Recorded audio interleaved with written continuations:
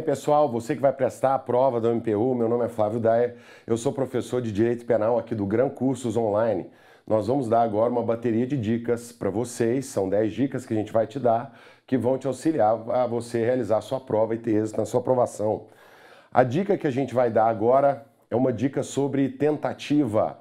Os senhores sabem que tentativa é quando a pessoa não consegue êxito em consumar o delito. A pessoa tenta furtar um bem e não consegue se apossar do bem. Tenta matar uma pessoa, mas a pessoa sobrevive. Então, o que acontece com a pena do infrator quando a infração fica na esfera da tentativa?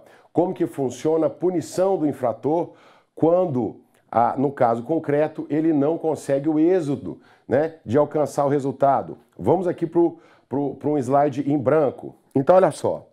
Na linha do tempo,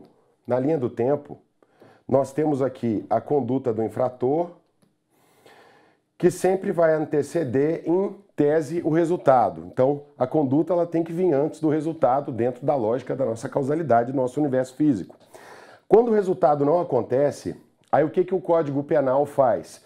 Ele antecipa a incidência da norma para o momento da conduta. Tudo bem? Então, primeira dica sobre tentativa, que a tentativa é uma norma de ampliação da figura típica. Ela vai fazer haver incidência do tipo aonde, a priori, essa incidência não haveria. Quando você dá 3 tiros numa pessoa, nenhum disparo pega. Você matou alguém? Não, você não matou ninguém. A hora que você lá lê o artigo 121, está lá escrito matar alguém. Mas você não matou ninguém, por que você vai responder pelo crime de homicídio? Em tese, ele não aconteceu. Aí o artigo 14 fala, olha, se ele não aconteceu, a pessoa vai responder, mas agora a dica é sobre o que vai acontecer com a pena dela. Então, olha só, nós temos 3 maneiras de encarar essa dosimetria da pena. Vamos lá. A primeira maneira que a gente tem de encarar como que a gente vai dar pena para o crime tentado é enfatizando o desvalor da conduta. A conduta, ela está presente tanto na versão tentada quanto na versão consumada do crime. Ela está presente nas duas. A ação humana é idêntica, tanto na versão tentada quanto na versão consumada.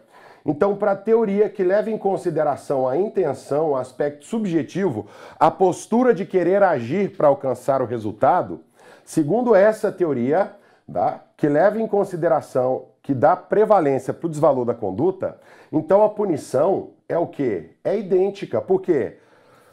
Porque o que você está levando em consideração é igual, tanto na versão tentada quanto na consumada. Vamos aqui para baixo. Para teoria que a gente chama de objetiva, aí você vai levar em consideração o desvalor do resultado. O desvalor do resultado, ele é diferente na versão tentada. Por quê? Porque ele não aconteceu. Tentativa é quando não tem o resultado. Então, segundo a teoria, existe uma distinção. Então, a partir dessa distinção, é claro que vai haver um tratamento diferenciado. E tem uma teoria intermediária, que diz o seguinte, olha, no crime tentado, você, além da conduta, você tem um resultado que está fora da conduta. Quando as pessoas, elas enxergam uma pessoa cometendo um crime, elas passam a ter uma confiança menor no direito. Elas passam a interiorizar uma fidelidade menor ao direito. Ah, se a pessoa está cometendo um crime, então por que eu vou respeitar a lei? Existe uma quebra de confiança entre as pessoas que fazem parte daquilo que a gente chama de contrato social. Se tem alguém desobedecendo, por que eu vou obedecer? Isso não faz sentido. Então isso gera uma impressão de ranhura no direito. Isso cria um ambiente de infidelidade ao direito. E às vezes essa impressão negativa sobre o direito, ela é igual tanto na versão tentada quanto na consumada. Via de regra, na versão consumada, essa impressão de infidelidade ao direito é maior, porque além da conduta, você tem um resultado. Vamos imaginar um homicídio. Além da conduta do homicida, você vai ter o quê? Uma pessoa que faleceu que não está mais entre nós. Então, via de regra, no crime consumado, a impressão de infidelidade ao direito é maior, tudo bem? Mas pode ser que ela não seja, tudo bem?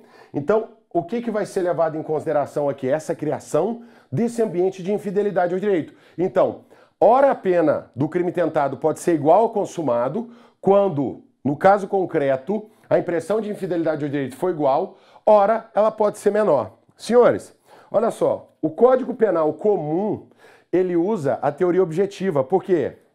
Pune-se a tentativa com a pena correspondente ao crime consumado, diminuída de 1 a 2/3, e essa diminuição é obrigatória. É justamente o quê? A teoria do desvalor do resultado, a teoria objetiva.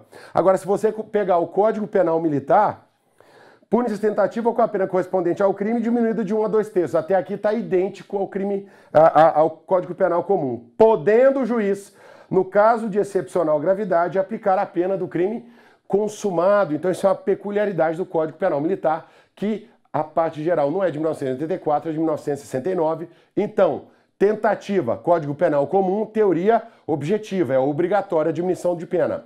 Código Penal Militar, teoria da impressão. A diminuição de pena é facultativa, o juiz pode ou não diminuir. Quando que vai diminuir? Quando a impressão de infidelidade ao direito criada com a conduta for diferente daquela em que haja o resultado. E quando que ele não vai diminuir? Quando essa impressão for idêntica. Tudo bem, gente? Até a próxima dica.